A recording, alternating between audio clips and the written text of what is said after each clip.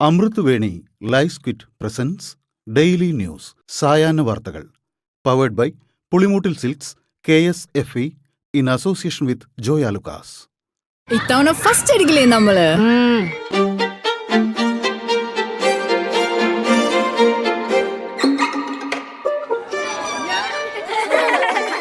കുട്ടികൾക്കൊക്കെ പെയിൻ ശല്യം ഉണ്ടാകും. അതുകൊണ്ട് ലൈസ് കിറ്റ് ഉപയോഗിച്ച് ക്ലാസ്സിൽ വരാൻ പ്രത്യേക ശ്രദ്ധിക്കണം. ലൈസ് കിറ്റ് ലൈസ് റിമൂവർ പെയിൻ ശല്യത്തിൽ നിന്നും ഉടനടി ആശ്വാസം. നമസ്കാരം, ഞാൻ പ്രവീജ വിനീത്. ഡെയിലി ന്യൂസിന്റെ സായന്ന വാർത്തകളിലേക്ക് സ്വാഗതം. ഇന്ന് ഓഗസ്റ്റ് 21 വ്യാഴാഴ്ച. യുവനടി റിനി ആൻ ജോർജിന്റെ വെളിപ്പെടുത്തലിന് പിന്നാലെയുണ്ടായ വിവാദങ്ങളെ തുടർന്ന് രാഹുൽ മാങ്കൂട്ടത്തിൽ MLA യൂത്ത് കോൺഗ്രസ് അധ്യക്ഷ സ്ഥാനം രാജിവെച്ചു. രാഹുൽ മാങ്കൂട്ടത്തിൽ MLA തന്നെയാണ് രാജിവെച്ച കാര്യം മാധ്യമങ്ങളെ അറിയിച്ചത്. സംസ്ഥാന നേതാക്കൾ കൈവിട്ടതോടെയാണ് രാജിയിലേക്കെത്തിയത്. തന്നോട് ആരും രാജി ആവശ്യപ്പെട്ടിട്ടില്ലെന്നും താൻ സ്വമേധയാ രാജിവെക്കുകയാണെന്നും രാഹുൽ മാങ്കൂട്ടത്തിൽ പ്രതികരിച്ചു. തനിക്കെതിരെ ഉയർന്ന ആരോപണങ്ങളെയെല്ലാം നിഷേധിച്ച രാഹുൽ മാങ്കൂട്ടത്തിൽ ആരോപണം ഉന്നയിച്ചവർ നിയമപരമായി മുന്നോട്ടു പോവട്ടെയെന്നും പറഞ്ഞു. രാഹുലിനെതിരെ നേരത്തെ AICCക്ക് പരാതി ലഭിച്ചിരുന്നു. പരാതിയുടെ അടിസ്ഥാനത്തിൽ സംസ്ഥാന നേതൃത്വത്തിനോട് നടപടിയെടുക്കാനാണ് AICC ആവശ്യപ്പെട്ടത്. യുവനടിയുടെ ആരോപണങ്ങൾ തനിക്കെതിരെയാണെന്ന് കരുതുന്നില്ലെന്ന് രാഹുൽ മാങ്കൂട്ടത്തിൽ MLA. യുവനടി തന്റെ അടുത്ത സുഹൃത്താണെന്നും തന്റെ പേര് ഇതുവരെ പരാതിയായി പറഞ്ഞിട്ടില്ലെന്നും മാധ്യമങ്ങളോട് സംസാരിക്കവെ രാഹുൽ മാങ്കൂട്ടത്തിൽ പറഞ്ഞു.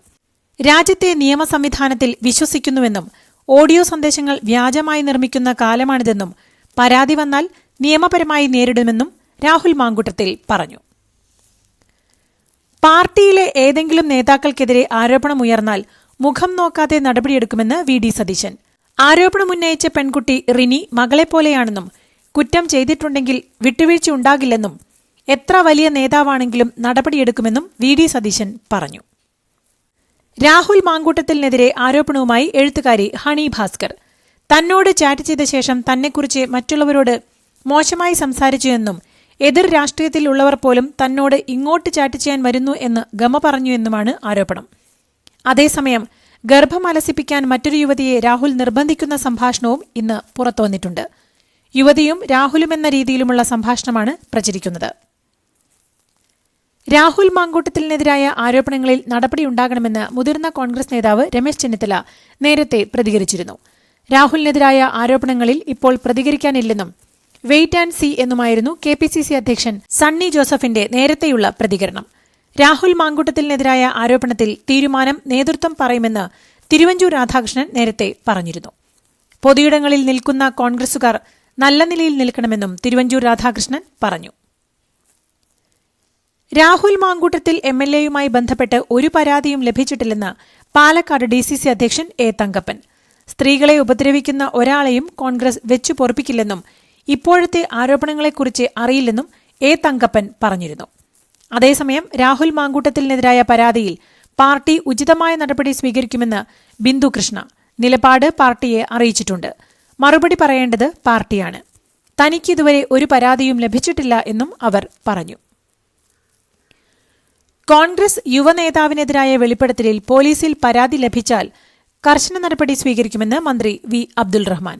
സർക്കാരിനെ സ്ത്രീവിരുദ്ധ നിലപാടില്ലെന്നും ഹേമ കമ്മീഷൻ റിപ്പോർട്ടിൽ ഉൾപ്പെടെ സർക്കാർ നിലപാടെല്ലാവരും കണ്ടതാണെന്നും മന്ത്രി പറഞ്ഞു. അതേസമയം ഹൂ കെയേഴ്സ് മനോഭാവമുള്ളവരോട് ധാർമ്മികതയെക്കുറിച്ച് പറഞ്ഞിട്ട് എന്ത് കാര്യമെന്നും സ്ത്രീകളോടും പെൺകുട്ടികളോടും അപമര്യാദയായി പെരുമാറുന്നതും അശ്ലീല സന്ദേശം അയക്കുന്നതും ഗുരുതരമായ കാര്യമാണെന്നും ഉന്നത വിദ്യാഭ്യാസ വകുപ്പ് മന്ത്രി R ബിന്ദു പറഞ്ഞു. രാഹുൽ മാങ്കൂട്ടം ജനപ്രതിനിധിയായി തുടരുന്നത് കേരളത്തിന് അപമാനമാണെന്ന് CPM നേതാവ് KK ശൈലജ. രാഹുൽ മാങ്കൂട്ടത്തിനെതിരെ പൊതുസമൂഹത്തിന്റെ മനസാക്ഷിയെ ഞെട്ടിക്കുന്ന വെളിപ്പെടുത്തലുകളാണ് പുറത്തേക്ക് വന്നുകൊണ്ടിരിക്കുന്നതെന്നും ഗർഭഛിദ്രത്തിനുൾപ്പെടെ നിർബന്ധിച്ചുവെന്ന ഗുരുതര ആരോപണങ്ങൾ കേവലം സ്ഥാനമാനങ്ങളുടെ രാജിയിൽ ഒതുക്കാൻ കഴിയുന്നതല്ല എന്നും ശൈലജ പറഞ്ഞു. രാഹുൽ മാങ്കൂട്ടത്തിൽ MLAക്കെതിരായ ആരോപണം അതീവ ഗൌരവമേറിയ വിഷയമെന്ന് DYFI സംസ്ഥാന സെക്രട്ടറി VK സനോജ്. VD സതീശനോട് പരാതിപ്പെട്ടിരുന്നുവെന്നാണ് യുവതി പറഞ്ഞതെന്നും VD സതീശൻ പരാതി മുക്കി വേട്ടക്കാരനൊപ്പം നിന്നുവെന്നും വേട്ടക്കാരനെ നിയമത്തിനു മുന്നിൽ കൊണ്ടുവരാൻ തയ്യാറാവണമെന്നും VK സനോജ് പറഞ്ഞു. പാലക്കാട് MLA രാഹുൽ മാങ്കൂട്ടത്തിനെതിരായ ആരോപണങ്ങളിൽ വ്യക്തത വരുത്തണമെന്ന് യൂത്ത് കോൺഗ്രസിൽ ആവശ്യം. സംസ്ഥാന കമ്മിറ്റി വാട്സ്ആപ്പ് ഗ്രൂപ്പിലാണ് ചർച്ച നടന്നത്. രാഹുലിനെതിരെ രൂക്ഷ വിമർശനം ഉന്നയിച്ചത് സംസ്ഥാന ജനറൽ സെക്രട്ടറി RV സ്നേഹയാണ്. സ്നേഹയുടെ വിമർശനത്തെ പിന്തുണച്ച് നിരവധി പേർ ഗ്രൂപ്പിൽ രംഗത്തെത്തി. യുവനേതാവിനെതിരായ ആരോപണത്തിൽ കോൺഗ്രസ് ധാർമ്മിക ഉത്തരവാദിത്തം നിറവേറ്റണമെന്ന് BJP നേതാവ് C. കൃഷ്ണകുമാർ. പാലക്കാട്ടെ MLAയെ രാജിവെപ്പിക്കാൻ കോൺഗ്രസ് തയ്യാറാകണമെന്നും അദ്ദേഹം പറഞ്ഞു. ദുഷിച്ചു നാറിയ യൂത്ത് കോൺഗ്രസ് നേതാവിനെക്കുറിച്ച് ഞങ്ങൾ എന്തു പറയാനാണെന്നും ഇത്തരം ആളുകൾ നാടിന്റെ തലപ്പത്തേക്ക് വരുന്നത് ആപത്താണെന്നും CPM ജില്ലാ സെക്രട്ടറി EN സുരേഷ് ബാബു പറഞ്ഞു. സുന്ദരിപ്പൂവേ പൂത്തുമ്പികളെ ചിരി ചിരി ചെറു ചിരി പൊളി പൊളി അടിപൊളി തകതിത്താരോ Pulimutil Silks presents Unskippable Onam Collections. Starts at just ₹299. Palakkad Vyasavidyapeetham സ്കൂളിൽ ഇന്നലെ വൈകുന്നേരം 4 മണിയോടെ പൊട്ടിയത് മാരകമായ സ്ഫോടക വസ്തുവെന്ന് പോലീസ് FIR. മനുഷ്യജീവനെ അപകടം വരുത്തണമെന്ന ലക്ഷ്യത്തോടെ സ്കൂളിൽ കൊണ്ടുവന്നു വെച്ചു എന്നാണ് FIRലുള്ളത്. സംഭവത്തിൽ എക്സ്പ്ലോസീവ് സബ്സ്റ്റൻസ് ആക്ട് ചുമത്തി അന്വേഷണം ആരംഭിച്ചു. പാലക്കാട് മുത്താൻതറയിലെ സ്കൂളിലെ സ്ഫോടക വസ്തുവിന്റെ ഉറവിടം അന്വേഷിക്കണമെന്ന് പാലക്കാട് CPM പാലക്കാട് ജില്ലാ secretary EN Suresh Babu. RSS ശാഖ നടക്കുന്നിടത്തു നിന്നാണ് സ്ഫോടക വസ്തു കണ്ടെത്തിയത്. RSSന്റെ പ്രധാന കാര്യാലയം സ്കൂളിന്റെ തൊട്ടടുത്താണുള്ളത്. RSS കാര്യാലയത്തിൽ പോലീസ് റെയ്ഡ് നടത്തിയാൽ വലിയ ആയുധശേഖരം കണ്ടെത്താൻ കഴിയുമെന്നും പാലക്കാട് ജില്ലാ സെക്രട്ടറി EN സുരേഷ് ബാബു അറിയിച്ചു. കോഴിക്കോട്, കോട്ടയം കലക്ടറേറ്റുകളിൽ ബോംബ് ഭീഷണി. കോഴിക്കോട് B ബ്ലോക്കിൽ ബോംബ് വെച്ചിട്ടുണ്ടെന്നാണ് അജ്ഞാതന്റെ ഇമെയിൽ സന്ദേശം. കലക്ടറേറ്റിലെ ഇമെയിൽ IDയിലേക്കാണ് സന്ദേശം എത്തിയത്. കലക്ടറേറ്റിൽ പോലീസും ഡോഗ് സ്ക്വാഡും പരിശോധന നടത്തുകയാണ്. കണ്ണൂർ സെൻട്രൽ ജയിലിൽ 10ാം ബ്ലോക്കിലെ C ഡിവിഷനിലെ 12ാം നമ്പർ സെല്ലിന്റെ ഭിത്തിയിൽ നിന്ന് വീണ്ടും മൊബൈൽ ഫോൺ പിടികൂടി. ഇന്നലെ രാത്രി ജോയിന്റ് സൂപ്രണ്ടുമാരുടെ നേതൃത്വത്തിൽ നടത്തിയ പരിശോധനയിലാണ് മൊബൈൽ കണ്ടെത്തിയത്. സൂപ്രണ്ടിന്റെ പരാതിയിൽ കണ്ണൂർ ടൗൺ പോലീസ് കേസെടുത്തിട്ടുണ്ട്.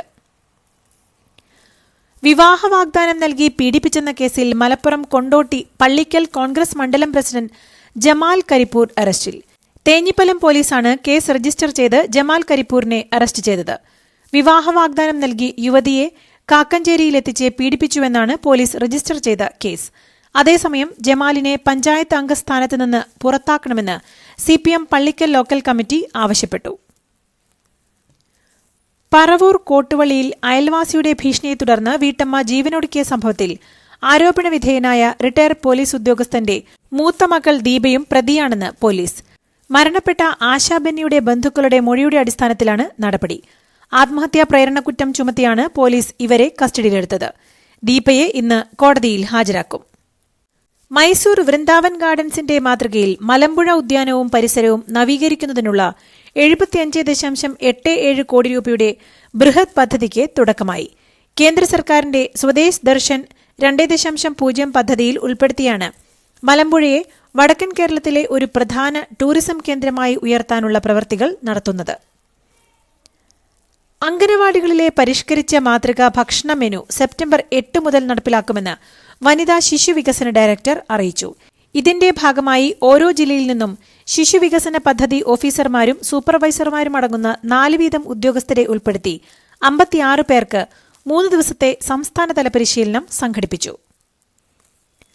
നിർമ്മിത ബുദ്ധിയുടെ കാലത്ത് സത്യം തിരിച്ചറിയുന്നത് ഏറെ ബുദ്ധിമുട്ടുള്ള കാര്യമാണെന്ന് ഹൈക്കോടതി ജസ്റ്റിസ് ദേവൻ രാമചന്ദ്രൻ. മാധ്യമങ്ങളിലൂടെയും സാമൂഹിക മാധ്യമങ്ങളിലൂടെയും അതിവേഗം പ്രചരിക്കുന്ന വിവരങ്ങൾ സത്യമെന്ന് വിശ്വസിക്കേണ്ട ഗതികേടിലാണ് ഇന്നത്തെ സമൂഹം. അത് അപകടകരമായ ഒരു പുതിയ കാലത്തെയാണ് നമുക്ക് മുന്നിൽ തുറന്നിട്ടിരിക്കുന്നതെന്നും കാലിക്കറ്റ് പ്രസ് ക്ലബ് സംഘടിപ്പിച്ച പ്രഭാഷണ പരിപാടിയിൽ സംസാരിക്കവെ ജസ്റ്റിസ് ദേവൻ രാമചന്ദ്രൻ വ്യക്തമാക്കി. മലപ്പുറത്ത് കാട്ടാനാക്രമണത്തിൽ വയോധിക കൊല്ലപ്പെട്ടു.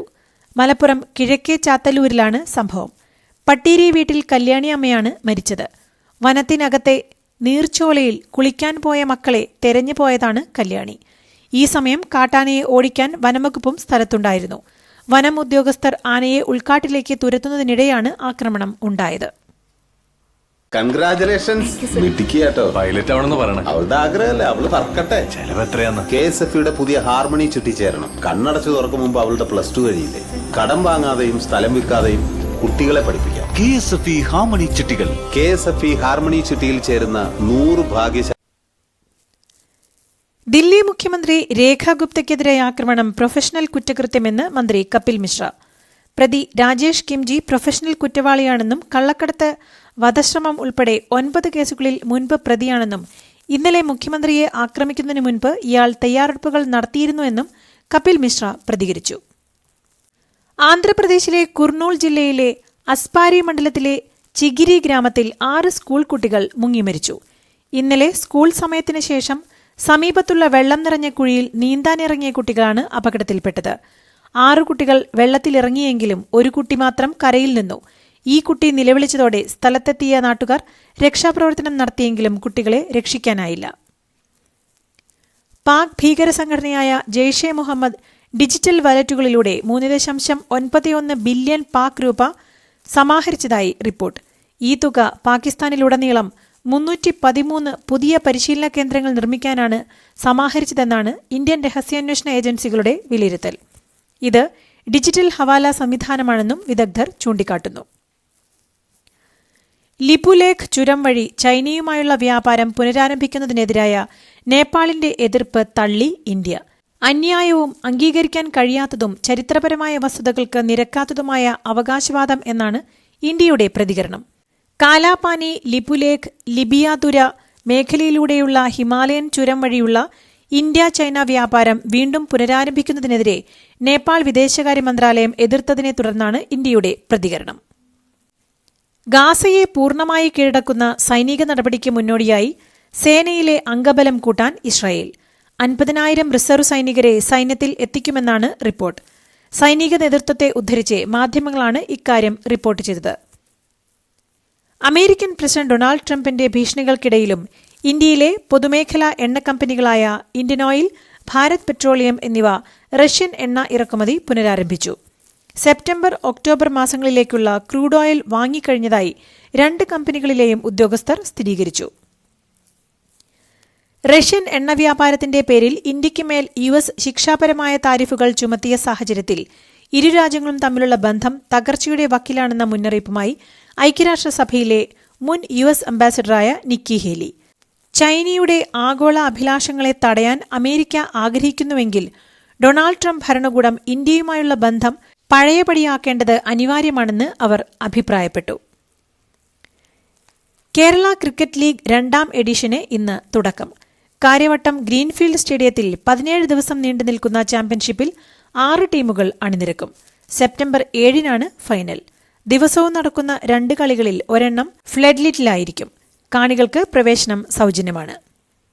Indian team chief selector Ajit അഗാർക്കറുടെ കരാർ 2026 വരെ നീട്ടാൻ BCCI തീരുമാനിച്ചതായി റിപ്പോർട്ട്.